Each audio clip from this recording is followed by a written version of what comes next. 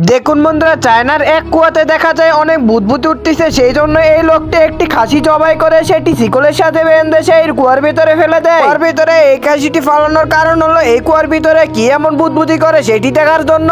কিছুদিন পরে যখন লোকটি এসে এই শিকলটি ধরে টানতে থাকে, শিকলটি ধরে টানে উপরে তুলে দেখতে পারে এই শিকলটির সাথে সেই খাসিটি নেই। জন্য লোকটি তার বন্ধুকে সাথে করে নিয়ে আসে এবং বন্ধুকে দিয়ে পানি তোলার মেশিন আনায়। আর লোকটি এই পানি তোলার মেশিন আনার পরে এই লোকটি তো অনেকগুলো পানি নিয়ে এসে সেই পানি তোলা মেশিনের ভিতরে দেয় আর এই পানি তোলা মেশিনটি চালু করার চেষ্টা করতে থাকে।